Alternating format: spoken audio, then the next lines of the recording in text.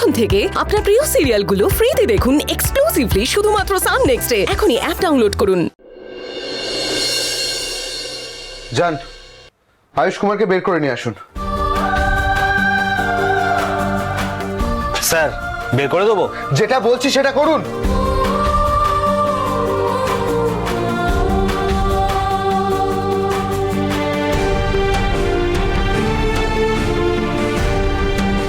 রুমঝুম, আয়ুষ কুমার, আপনি ঠিক আছেন?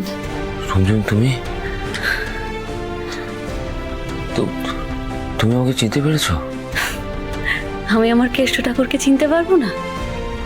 বাড়ি চলুন, সবটা আমি ওখানে গিয়ে বলবো। আসুন। চলুন মানে? সইটা লাগবে। আপনি সইটা করে দিন।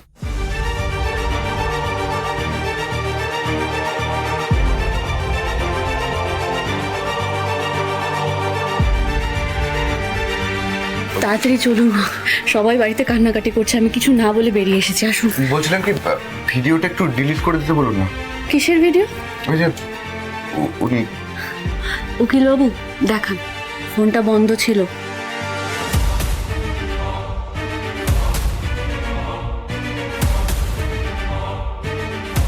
ও, তার মানে ভিডিও হচ্ছিল না। ভিডিও না করে আমাকে মিথ্যা করে ভয় দেখালেন। এরপর থেকে এমন কিছু করবেন না যাতে আপনাকে ভয় পেতে হয়।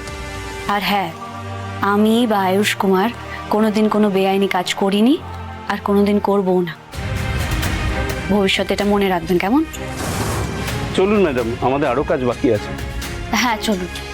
না না, ওনারও তো একটা কাজ বাকি আছে, তাই না? আমার আবার কি কাজ? আপনাকে আমাদের সাথে যেতে হবে। যেতে হবে মানে? আমি একটা বয়ান দিচ্ছি, সেটা লিখুন, তাহলে সবটা বুঝতে পারবেন। লিখুন। কি হলো? লিখুন।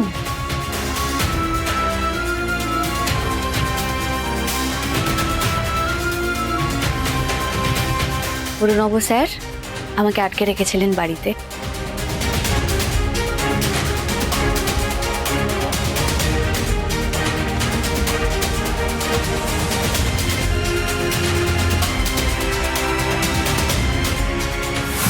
আমি এক মুহূর্তের জন্য কিছু ভুলিনি, আমার স্মৃতিও হারাইনি। সব মনে ছিল, সব মনে ছিল তোমার। আমি তোকে বলেছিলাম ওকে বিশ্বাস করিস না। আমি মেয়েটার রূপ দেখেছি, ওকে তো সাংঘাতিক মেয়ে, সাংঘাতিক। হ্যাঁ, আমি সাংঘাতিক। আমাদের পরিবারের যারা অনিষ্ট করতে চায় তাদের সামনে আমার মতো মেয়েরা নিষ্ঠুর, সাংঘাতিক। ঠিক যেমন মা দুর্গা মহিষাসুরের জন্য সাংঘাতিক। কিছুক্ষণের জন্য হলো আমরা সবাই ভুলে গিয়েছিলাম যে তুই আর 5টা মেয়ের মতো সাধারণ মানুষ। তোর মধ্যে মা স্বয়ং আছে, না হলে এমন ক্ষমতা কারো হয়?